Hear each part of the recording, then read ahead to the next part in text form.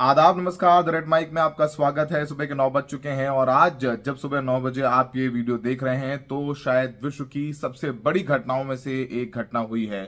लगभग लगभग ये कह सकते हैं कि ईरान ने अमेरिका को झुका लिया है। ईरान और अमेरिका के बीच 2 हफ्तों के लिए सीज फायर हो गया है और पाकिस्तान ने ये एक डील जो है वो नेगोशिएट की है। लेकिन ये डील अमेरिका के मुताबिक नहीं है, ये आप मान लीजिए, क्योंकि स्ट्रेट ऑफ हॉर्मूज ईरान खोलने को तैयार हो गया है, लेकिन उसका कंट्रोल ईरान के पास रहेगा। अमेरिकी राष्ट्रपति डोनाल्ड ट्रंप ने अपने ट्रूथ सोशल पर यह अपडेट दिया। उन्होंने जानकारी दी कि ईरान पर 2 हफ्तों के लिए वो हमले रोक रहे हैं, वो हमले नहीं करेंगे। उन्होंने कहा कि ईरान की तरफ से तुरंत स्ट्रेट ऑफ हॉर्मूज खोलने की शर्त पर बमबारी और हमले 2 हफ्ते के लिए स्थगित करने के लिए डोनाल्ड ट्रंप राजी हैं। उन्होंने ये बात भी लिखी। ट्रंप ने बताया कि उन्होंने ये फैसला पाकिस्तान के प्रधानमंत्री शहबाज शरीफ और आर्मी चीफ आसिम मुनीर की अपील के बाद लिया। उन्होंने कहा कि हमें ईरान से 10 पॉइंट का प्रस्ताव मिला है। दोनों देशों के बीच सभी विवादित मुद्दों पर सहमति बन चुकी है। अगले 2 हफ्ते समझौते को अंतिम रूप देने और उसे लागू करने के लिए जरूरी होगी। इस बीच ईरान ने भी सीज फायर की पुष्टि कर दी है। ईरान की सुप्रीम नेशनल सिक्योरिटी काउंसिल ने बताया कि आगे की बातचीत 11 अप्रैल से पाकिस्तान की राजधानी इस्लामाबाद में होगी। ईरान ने कहा है कि वो 2 हफ्तों के लिए स्ट्रेट ऑफ हॉर्मुज खोलेगा और अपने नागरिकों से ये भी ईरान ने अपील की कि राष्ट्रीय एकता को बनाए रखें और जीत का जश्न पूरी ताकत से जारी रखें। तो पूरे ईरान में इस वक्त जीत का जश्न हो रहा है। नंबर 1 कि ईरान ने समझौता नहीं किया। उसने कहा कि स्ट्रेट ऑफ हॉर्मूज हम खोलेंगे, लेकिन उसका कंट्रोल हमारे पास रहेगा, जो वो पहले दिन से बात कर रहा था। लेकिन जिस तरीके से रात भर जो ईरानी थे वो पुल, ब्रिजेस, सबके आगे ह्यूमन चेन बना के खड़े हो गए कि अगर आप ये कह रहे हैं कि पूरी सभ्यता को खत्म करेंगे तो आपको हमें खत्म करना होगा। हमारे पुल उड़ाने हैं, हमारा न्यूक्लियर रिएक्टर उड़ाना है। तो पिछले 24 घंटे में जिस तरीके की ईरान ने दिलेरी दिखाई है वो जाहिर सी बात है काबिल तारीफ है। ट्रंप कहते हैं कि पूरी सिविलाइजेशन खत्म कर देंगे और उसके बावजूद अगर वहां पर ईरानी आकर के छाती तान कर खड़े हो जाते हैं, शायद पहले ऐसा कभी नहीं देखा गया हो। जिन 10 मुद्दों पर बात हुई है ईरान से, जो हमारे ईरान में सूत्र हैं, उन्होंने जो बातें बताई हैं वो हम आपको बता देते हैं। जिन मुद्दों को लेकर के ईरान माना है, पहली बात तो इन 2 हफ्तों के बीच अमेरिका आक्रमण नहीं करेगा, ये प्रतिबद्धता मांगी है। ये नंबर 1 है कि जब तक फाइनल नहीं हो जाता, बातचीत चल रही है, ईरान पर हमला नहीं करेगा अमेरिका, क्योंकि पहले भी देखा है कि बातचीत चल रही थी और उस बातचीत के बीच ईरान पर हमला अमेरिका ने कर दिया था, सुप्रीम लीडर को मार दिया था। नंबर 2, स्ट्रेट ऑफ हॉर्मूज पर ईरान का नियंत्रण जारी रहेगा। Iran militarily straight of Hormuz को कंट्रोल करेगा। जो यूरेनियम इनरिचमेंट करता है ईरान, उसको भी स्वीकार किया जाएगा। 60% तक वो यूरेनियम इनरिचमेंट करने की इजाज़त होगी, इस पर भी बातचीत होगी। जो ईरान के ऊपर सैंक्शंस लगे हैं कि ईरान का पेट्रोल कोई नहीं खरीदेगा, धंधा कोई नहीं करेगा, वो सैंक्शंस भी हटाए जाएंगे, उस पर बातचीत होगी।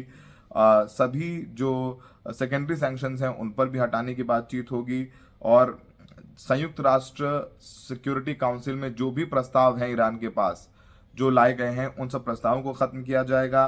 बोर्ड ऑफ गवर्नेंस के सभी प्रस्तावों को समाप्त किया जाएगा। ईरान को मुआवजा देने पर भी सहमति है, क्योंकि ईरान का जितना नुकसान हुआ है, उसकी गैस फील्ड को, उसकी पावर प्लांट्स को, उस पर मुआवजा देने की बातचीत भी होगी।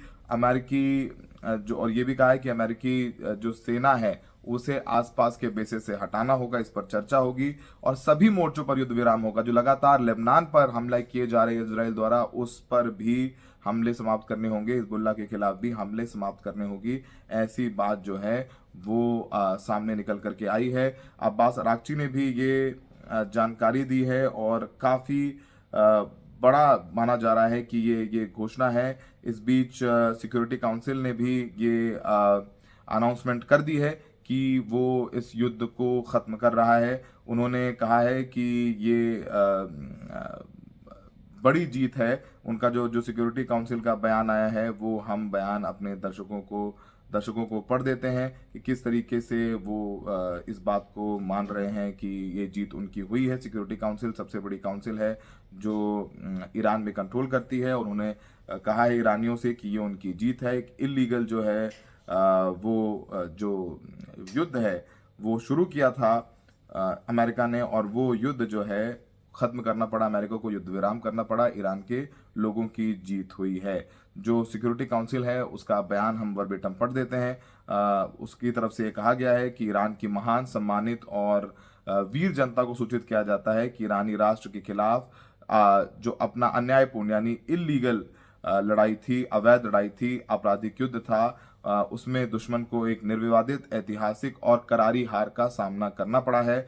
इस्लामी क्रांति के शहीद नेता आयतुल्लाह खामनाई के पवित्र रक्त की बरकत यानी उनका जो खून बहा है, इस्लामी क्रांति के नेता और सशस्त्र बलों के सर्वोच्च commander Ayatollah Sayyid Mojtaba Khamenei के नेतृत्व और मार्गदर्शन तथा लड़ाकों की बहादुरी के बल पर ईरान ने एक बड़ी जीत हासिल की है। अमेरिका को अपनी 10 सूत्रीय योजना स्वीकार करने पर मजबूर कर दिया गया है। इस योजना में हमने बताया कि आक्रमण ना करना, स्ट्रेट ऑफ हॉर्मुज पर ईरान का नियंत्रण जारी रखना, यूरेनियम संवर्धन स्वीकार करना, सभी प्रतिबंधों को हटाना, संयुक्त राष्ट्र के प्रस्तावों को समाप्त करना, ईरान को मुआवजा देना और क्षेत्र में अमेरिकी बलों की वापसी शामिल है। ये बहुत बड़ी बात है कि जो अमेरिका कह रहा था कि हम रिजीम चेंज कर देंगे, ना वो रिजीम चेंज करवा पाया, और अब तो स्ट्रेट ऑफ हॉर्मुज भी ईरान कंट्रोल करेगा। मुआवजा देने के बाद भी है, जो सैंक्शंस लगे हैं ईरान पर वो भी हटाए जाएंगे। तो अब इसमें कोई शक नहीं है कि ईरान विश्व में सबसे बड़ी ताकत बनकर के उभर आया है।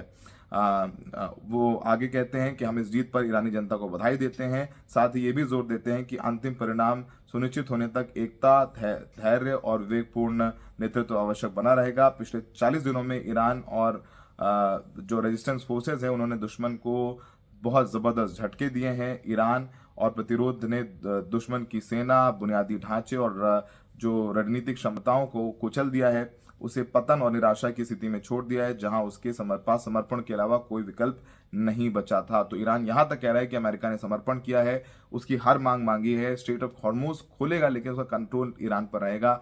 इससे बड़ी चीज नहीं हो सकती है। युद्ध की शुरुआत में दुश्मन को विश्वास था कि वो जल्दी ईरान पर हावी हो जाएगा और अस्थिरता पैदा कर उसे आत्मसमर्पण के लिए मजबूर करेगा। उन्होंने ईरान की ताकत का गलत आकलन किया, ये मानते हुए कि उसकी मिसाइल और ड्रोन क्षमताएं कमजोर पड़ जाएंगी, वो अपनी सीमाओं से बाहर जवाब नहीं दे सकेगा। और उन्होंने ये भी कहा कि ईरान को तोड़ सकते हैं, उसने संसाधनों पर कब्जा कर सकते हैं और देश को एनार्की की ओर धकेल सकते हैं। हालांकि भारी नुकसान के बावजूद ईरान और रेजिस्टेंस के लड़ाकों ने ऐसी ऐतिहासिक निर्णायक जवाब देने का फैसला किया जिससे दुश्मन को भविष्य में किसी भी आक्रमण से पीछे होने पर मजबूर होना पड़ेगा। और ये सब सारी बात उन्होंने कही है अपने स्टेटमेंट में। एक बहुत ज़बरदस्त जीत कहा जा रहा है कि उसका जश्न मनाया जाए।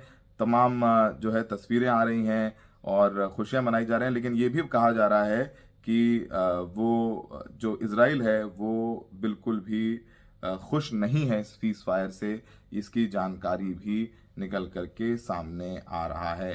फिलहाल हम आपको ये भी बताते हैं कि पिछले 14 घंटे में क्या हुआ, किस तरीके से ईरान के लोग सड़कों पर आए, किस तरीके से वो जुबैल पर हमला किया और अमेरिका झुकने को मजबूर हुआ है, वो सब आपको बताते हैं। ट्रंप ने कह दिया कि वो ईरान की पूरी सभ्यता को मिटाएंगे। आइए आपको तफसील से बताते हैं कि पिछले 14 से 15 घंटों में क्या हुआ। शुरुआत ट्रंप से होती है। ट्रंप ट्रूथ सोशल पर एक बयान लिखते हैं। उस बयान में ट्रंप ईरान को धमकी देते हुए लहजे में कहते हैं कि वो ईरान की पूरी सभ्यता को खत्म कर देंगे। वो अपने बयान में कहते हैं कि आज रात पूरी एक सभ्यता खत्म हो जाएगी। मैं नहीं चाहता ऐसा हो, लेकिन शायद ऐसा होगा। आज की रात दुनिया के इतिहास के लिए जटिल है। जो भी होगा उसे वापस नहीं लिया जा सकेगा। उन्होंने ये धमकी ईरान को दी, और ये जब धमकी अमेरिका ने दी तो लगातार इजराइल और अमेरिका के जॉइंट ऑपरेशंस में ईरान के सिविलियन इंफ्रास्ट्रक्चर को निशाना बनाया जाता रहा। रेलवे ब्रिजेस को निशाना बनाया गया, पुलों को निशाना बनाया गया, यूनिवर्सिटीज को निशाना बनाया गया, और तो और अस्पतालों को निशाना बनाया गया, रेलवे ट्रैक्स को निशाना बनाया गया। तो आप समझ सकते हैं कि लोग, जो आम लोग वहां रह रहे हैं, ना वो ट्रेन से जाएं, ना बस से जाएं, ना गाड़ी से जाएं, उनको जहां है वहीं ठेल दिया जाए और पावर इंफ्रास्ट्रक्चर है, एनर्जी इंफ्रास्ट्रक्चर है, वहां पर भी लगातार मिसाइलें मारी जाने लग गई। आप समझिए कि आपकी जान को खतरा है। दुश्मन कह रहा है कि हम पुल तोड़ेंगे, हम रेलवे ट्रैक उड़ा देंगे, हम आपके न्यूक्लियर प्लांट उड़ा देंगे, हम आपके पावर ग्रिड उड़ा देंगे, सारी धमकी दे रहा है दुश्मन। लेकिन ईरान की जनता क्या कर रही है? ईरान के लोग सड़कों पर आ गए। जितने बड़े पुल हैं, ब्रिज हैं, वहां पर ईरान की जनता ह्यूमन चेन बना करके खड़ी हो गई, एक दूसरे का हाथ थामा और खड़े हो गए कि अगर आप हमारा पुल गिराएंगे तो आपको हमारी लाश पर से गुजरना होगा। और 100-200 लोग नहीं, हजारों की तादाद में लोग सड़कों पर आ गए।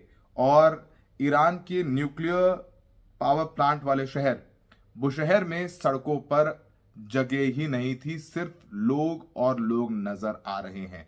यूजुअली आप देखते हैं कि जब इजराइल में मिसाइल आने के लिए सायरन बजते हैं तो लोग अंदर बेसमेंट में घुस जाते हैं। लेकिन ईरान में क्या हो रहा है कि धमकी दी गई कि आप रेलवे ट्रैक से दूर रहिए, पुल से दूर रहिए, तो लोग वहां जाकर के खड़े हो गए।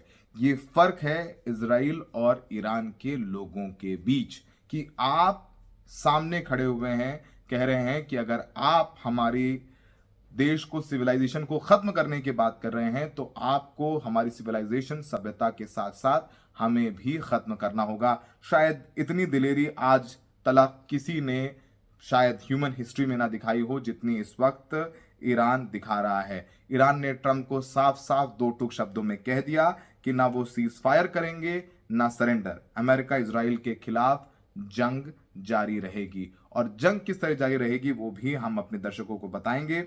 आपको बताएं कि तमाम जो बड़े ब्रिजेस हैं, जैसे ईरान का अहवाज में वाइट ब्रिज, वहां पर बड़ी ह्यूमन चेन बना करके लोग खड़े हुए, महिलाएं, बच्चे, पुरुष, बुजुर्ग सब वहां पर नजर आए।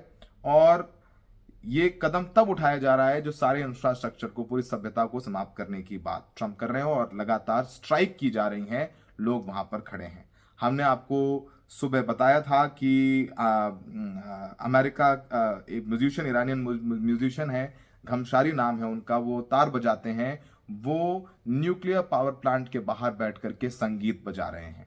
और वो कह रहे हैं कि ये संगीत के जरिए वो शांति लाने की कोशिश कर रहे हैं, क्योंकि इस न्यूक्लियर प्लांट से आधे तेहरान की बिजली आती है, तो वहां जाकर के म्यूजिक बजा रहे हैं। कभी ऐसा होता है कि ये इजराइल और अमेरिका कह रहे हैं हम ये सब तबाह कर देंगे, और जिस जिस जगह को तबाह करने के लिए कह रहे हैं वहां बैठ करके एक आर्टिस्ट म्यूजिक बजा रहा है, संगीत बजा रहा है और संदेश दे रहा है। हम यही कहेंगे कि गांधी जिंदा है। ये गांधी का रास्ता है, ये सत्य और अहिंसा का रास्ता है।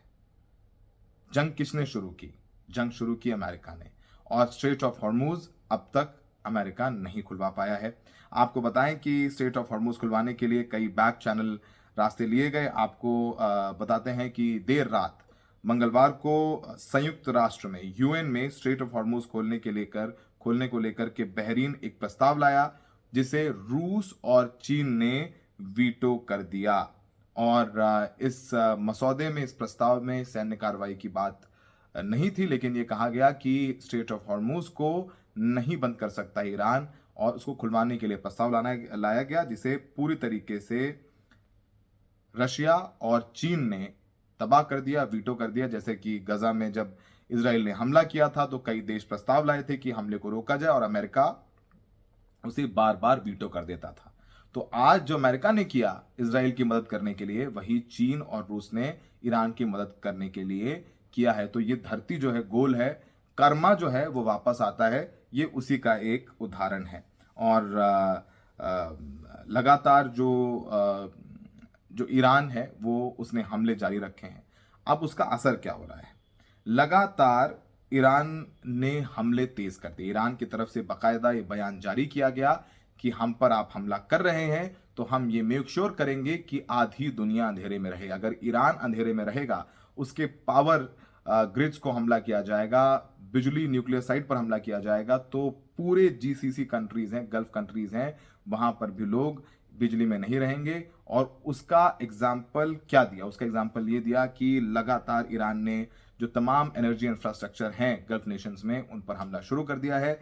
अल जुबैल इंडस्ट्रियल सिटी, जो सऊदी अरब का सबसे बड़ा औद्योगिक शहर है, जिसे सऊदी अरब की अर्थव्यवस्था की रीढ़ की हड्डी यानी बैकबोन कहा जाता है, वहां पर ईरान ने जबरदस्त हमला किया है। वहां पर जो इंडस्ट्रियल सिटी है, वहां से आग की लपटें, धुएं और तमाम विध्वंस की तस्वीरें सामने आ रही हैं। आपको बताएं कि ये पूरा एक औद्योगिक शहर है और ये 1000 वर्ग किलोमीटर में फैला गया है और दुनिया का सबसे बड़ा पेट्रोकेमिकल हब इसे कहा जाता है। और यहाँ पर अरब बेसिक इंडस्ट्रीज कॉरपोरेशन जैसे दिग्गज कंपनियों के प्लांट हैं, जो दुनिया के कुल पेट्रोकेमिकल उत्पादन का 7% बनाते हैं। और इसके अलावा सऊदी अरामको 4.60 लाख बैरल प्रतिदिन की क्षमता वाली सैट और रिफाइनरी तमाम बिजनेसेस हैं। यानी अगर अल जुबैल तबाह हो गया तो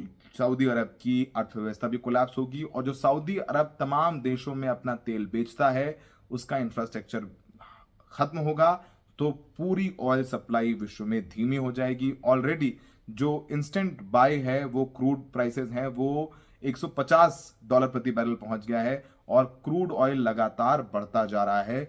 अभी शायद हिंदुस्तान में हम लोगों को ये महंगा तेल नहीं मिल रहा है क्योंकि चुनाव है। आप देखिएगा जैसे ही पश्चिम बंगाल के चुनाव खत्म होंगे, 29 तारीख को जब सेकेंड फेज के वोटिंग हो जाएगी, आप देखिएगा 30 या 1 तारीख को पेट्रोल और डीजल की कीमतें बढ़ जाएंगी। और ये आप लिख के दे दीजिए, लिख के हम दे देते हैं कि ऐसा होने वाला है। खैर, अब तमाम जगहों पर ईरान ने हमला किया है, चाहे वो सदरा केमिकल कार्बन कैप्चर हब हो, कोजन रेशन प्लांट हो, और या फिर वहां पर पावर वाटर प्लांट है, वहां पर लगातार ईरान ने हमला किया है। और ईरान इसलिए ये हमला कर रहा है क्योंकि उस पर हमला किया जा रहा है उसकी सबसे बड़ी गैस फील्ड जो साउथ पार्स है, वहां पर इजराइल और अमेरिका ने ज्वाइंट स्ट्राइक्स की हैं। उसके बदले में ईरान ने कहा था कि अगर हम पर आपने हमारी गैस फील्ड पर हमला किया तो हम आसपास कुछ नहीं छोड़ेंगे। और अल जुबैल पर हमला करना बहुत बहुत बहुत बड़ी बात है। आप समझिए कि पिछली बार जब साउथ पार्स पर हमला हुआ था तो रास लफान, जो कतर की सबसे बड़ी गैस फील्ड है, उस पर मिसाइलें मार मार के ईरान ने वहां पर इतनी तबाही मचाई कि कतर को कहना पड़ा कि हम अगले 5 साल तक जो हमारा विश्व भर में एक्सपोर्ट है वो 15% कम रहेगा। यानी विश्व भर को गैस की सप्लाई जो कर रहा था वो अगले 5 साल तक पूरी नहीं कर पाएगा। समझिए कि इतना नुकसान ऑलरेडी ईरान कर चुका है। आइए और तमाम जो बातें हैं वो भी धीरे धीरे करते रहते हैं। IRGC ने साफ कर दिया है कि अब जो सहन करने का वक्त था, सेल्फ रिस्ट्रेन था, वो खत्म होता है। हमारा रिस्पॉन्स शुरू हो गया है। हम पूरी विश्व की अर्थव्यवस्था को घुटने का बल ला देंगे। ऑलरेडी स्ट्रेट ऑफ हॉर्मूज पर अपना नियंत्रण करके ईरान विश्व की अर्थव्यवस्था को स्लो कर चुका है। तमाम देशों में पेट्रोल और गैस की क्राइसिस है। हिंदुस्तान भी उससे अफेक्टेड है। पाकिस्तान हो, बांग्लादेश हो, जापान हो, ताइवान हो, सिंगापुर हो, श्रीलंका हो, ये सारे जो देश हैं वहां पर अर्थव्यवस्था स्लो हो चुकी है क्योंकि सबकी अर्थव्यवस्था ईंधन पर निर्भर करती है। फैक्ट्रियां हो, आम लोग हो, बिजली हो, ये सब ईंधन की जरूरत होती है और ईंधन सबसे ज्यादा आता है इन मिडिल ईस्ट देशों से। और स्ट्रेट ऑफ हॉर्मूज पर कंट्रोल जो है लगातार पुख्ता तौर पर बना हुआ है। और ये जो तस्वीरें हम आपको लगातार दिखा रहे हैं कि ईरानियों का जज्बा क्या है। ईरानी कह रहे हैं कि हम पीछे नहीं हट रहे हैं, हम सामने खड़े हैं। आप हमें स्टोन एज में भेजना चाह रहे हो, आप स्टोन एज में भेजो, लेकिन अगर आप हमें डराओगे और आपको लगेगा कि हम बिल में जाके घुस के छुप के बैठ जाएंगे, तो हम वो नहीं करने वाले हैं। शायद ऐसी तस्वीरें हमने अपने करियर में नहीं देखी हैं जो 14-15 साल का है, और लोगों ने भी सब यही कह रहे हैं कि हमने ऐसी तस्वीरें नहीं देखी। चाहे वो इराक युद्ध हो, अफगानिस्तान युद्ध हो, या खाड़ी युद्ध रहा हो, या वर्ल्ड वॉर हो, मतलब ऐसा कोई नहीं था कि जो जाकर के सामने खड़ा हो गया कि आइए आप हम पर हमला करिए। हम आपके सामने छाती तान करके खड़े हुए हैं। अगर आपको हमारी सभ्यता को तोड़ना है, हमारे पुलों को तोड़ना है, आपको हमारे न्यूक्लियर प्लांट्स पर हमला करना है, हमारे अस्पतालों को ढहाना है, हमारे बच्चों को स्कूलों को ढहाना है, तो आप ऐसा करिए। आप हमारी छाती पर गोली मारिए और उसके बाद फिर आप आगे जाइए। ये सारी बातें जो है ईरान के लोग कर रहे हैं, चाहे वो आवाज़ हो और आवाज़ का वाइट ब्रिज हो, या फिर कज़ेरून का पावर प्लांट हो, फास प्रोविंस में हर जगह आपको ईरान के लोग ह्यूमन चेन बना करके ईरानी झंडा लेकर के प्रदर्शन करते हुए नजर आ रहे हैं। इनफैक्ट सबसे बड़ी ह्यूमन चेन बनाई है जो देसफुल का ब्रिज है, देसफुल का ब्रिज कहा जाता है, वो 1700 साल पुराना है, जिसे बार बार बनाया गया है। उस पुल के पर तमाम जो लोग हैं, ईरानी लोग हैं, स्कूली बच्चे हैं, महिलाएं हैं, वो झंडे लेकर के ईरान के खड़ी हुई हैं, कह रहे हैं कि अगर आपको हम पर आप ये ब्रिज गिराएंगे तो हम साथ में जाएंगे। उधर दूसरी तरफ जेडी वांस जो उपराष्ट्रपति हैं अमेरिका के, उन्होंने कहा है कि वो न्यूक्लियर हमला नहीं करने वाले हैं, हमारे पास कुछ और ऐसे टूल्स हैं जिनका इस्तेमाल हम ईरान के खिलाफ कर रहे हैं। तो एज इफ नाउ उन्होंने न्यूक्लियर वेपन्स का इस्तेमाल करने से डिनाई किया है, लेकिन अंत में जो चाबी है न्यूक्लियर वेपन्स की वो डोनाल्ड ट्रंप के पास है, और डोनाल्ड ट्रंप वो किसी की नहीं सुनते हैं। जाहिर सी बात है, जिस तरीके से वो जा रहे हैं, उनके इम्पीचमेंट की, उनको हटाने के लिए भी तमाम जो अमेरिकी सेनेटर्स हैं वो संविधान में जो प्रावधान हैं उस पर कदम उठाने की बात कर रहे हैं। और ट्रंप जहां तक ले आए हैं अमेरिका को, उसके बाद ऐसा नहीं लग रहा है कि 10 साल तक रिपब्लिकन्स वापस आएंगे, यानी उनका तो ये आखिरी टर्म है। लेकिन जेडी वांस का जो एक आगे करियर नजर आ रहा था, वो ट्रंप ने अच्छा खासा फ्रैक्चर कर दिया है। अब सबसे अहम बात हम बताते हैं आपको कि पाकिस्तान इस पूरे मामले में जो सहमति बनाने की कोशिश कर रहा है, अमेरिका उसके थ्रू बात कर रहा है। अमेरिका ने प्रस्ताव में जाहिर सी बात तमाम बातें कही हैं, लेकिन ईरान ने कह दिया है कि हम कोई सीज फायर नहीं चाहते हैं, हम चाहते हैं कि युद्ध पूरी तरीके से खत्म हो और आगे हम पर हमला नहीं किया जाए।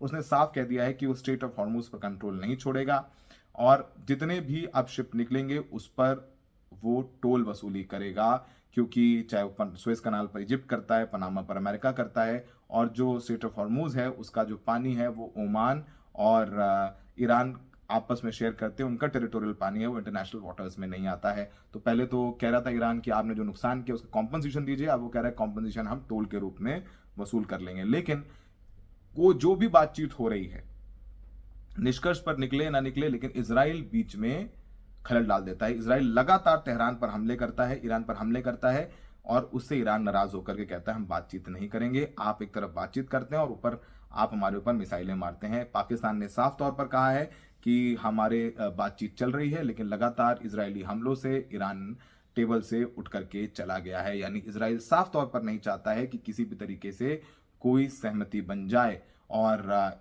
इन सब के बीच में पिस रहे हैं वो जीसीसी नेशंस, जिन्होंने अमेरिका को अपने बेस दिए, जहां पर अमेरिका के लाखों करोड़ों के इन्वेस्टमेंट हैं। इनफैक्ट आईआरजीसी ने वीडियो जारी करके कहा है कि यूएई में जो सबसे बड़ा डेटा एआई डेटा सेंटर है उसे गूगल से छुपा लिया है, हमने उसको भी पिन पॉइंट कर लिया, और यहाँ पर अमेरिका की बड़ी बड़ी कंपनियों की इन्वेस्टमेंट है, चाहे वो ओपन एआई हो और बड़ी एआई टेक कंपनीज हो, उसे वो तबाह करेगा और अमेरिका को जितना नुकसान हो सकता है वो नुकसान पहुंचाएगा। अब इस बीच जैसे हमने कहा कि आसपास जीसीसी नेशंस हैं वो काफ़ी डरे हुए हैं, भयभीत हैं। कतर के जो फॉरेन मिनिस्टर हैं उन्होंने अपना बयान दिया है, उन्होंने अमेरिका को हिदायत देते हुए कहा है कि this escalation by Trump will get us into a situation where it can not be controlled. यानी जो ट्रंप लगातार कर रहे हैं वो ऐसी स्थिति में पहुंचा रहे हैं जहां से चीजें नियंत्रण में नहीं लाई जा सकती हैं। There are no winners in wars, only humanity loses. यानी कोई भी युद्ध नहीं जीता है, सिर्फ हारती है तो इंसानियत हारती है। यानी जिन देशों ने, खासकर कतर जिसने अमेरिका को बेस बना दिया, लेकिन वो अब खुले तौर पर ट्रंप को चुनौती दे रहा है, कह रहा है कि जो आप कर रहे हैं वो गलत कर रहे हैं। उधर यूनाइटेड नेशंस भी अपने बयान दे रहा है। वैसे यूनाइटेड नेशंस जेनेवा कन्वेंशन का हवाला दे रहा है, वो कह रहा है कि सिविलियंस को युद्ध में हानि नहीं होनी चाहिए, जो सिविलियन इंफ्रास्ट्रक्चर है उस पर हमले नहीं होना चाहिए। लेकिन साफ तौर पर इसराइल ने जो गजा में किया, जो लेबनान में कर रहा है, लेबनान में, साउथ लेबनान में तो गांव के गांव जो है वो ढहा रहा है, मिसाइलें मार के खत्म कर रहा है, शहर के शहर तबाह कर रहा है। तो जेनेवा कन्वेंशन की तो बात अब रही नहीं जाती, और ये बात ईरान जानता है कि आप सीज फायर करते हो तो उसका जो मोल है, उसका जो जबान है वो नहीं रखता है। इसराइल और अमेरिका, आपने देखा कि गजा में सीज फायर अक्टूबर में हुआ था, और अक्टूबर से अब तक 800 से ज़्यादा लोग इजरायली स्ट्राइक्स में मारे जा चुके हैं। वहाँ पर इसराइल जब चाहता है जाकर के हमले करता है, गोली चलाता है, एयर स्ट्राइक्स करता है।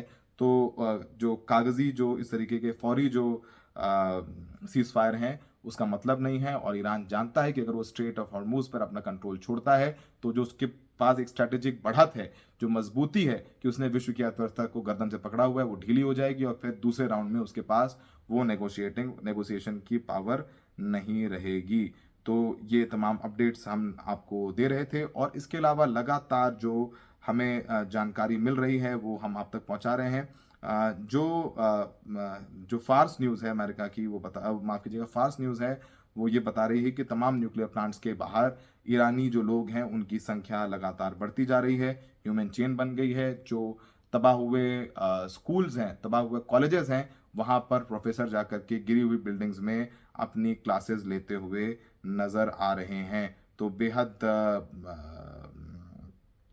चुनौतीपूर्ण ढंग से मामला खड़ा हुआ। इनफैक्ट राहुल गांधी जो भारत के विपक्ष के नेता हैं, उन्होंने भी कहा है कि न्यूक्लियर हमले, ये सभ्यता को ख़त्म कर देने की जो बातें कही जा रही हैं वो बिल्कुल जायज़ नहीं है। उन्होंने भी अमेरिका पर निशाना साधा है कि आप कैसे कह सकते हैं कि ये जो सभ्यता है आप उसे ख़त्म कर देंगे। अल जज़ीरा ने लगातार रिपोर्ट किया है कि एक तरफ बातचीत भी चल रही है, लेकिन अमेरिका जो है वो इज़राइल के दबाव में है। जो बातें होती हैं उसे इज़राइल लगातार हमले करके ईरान को नाराज़ करता है, ईरान टेबल से उठ के चला जाता है। वैसे भी सीधे बातचीत नहीं हो रही है, वो वाया पाकिस्तान, इजिप्ट, टर्की, इनके वाया बातचीत हो रही है। और इस बीच ये जो एम्बेसी है अमेरिका की, उसने अपने सभी नागरिकों को कह दिया है कि आप सऊदी अरब, यूएई ना जाएं। इनफैक्ट अमेरिकन को कहा गया है, जो मुस्लिम अमेरिकन हैं वो हज की यात्रा पर भी ना जाएं। इस कदर वो अपने सिविलियंस को हिदायत दे रहे हैं। तो अमेरिका के सिविलियंस हैं और ईरान के सिविलियंस नहीं हैं।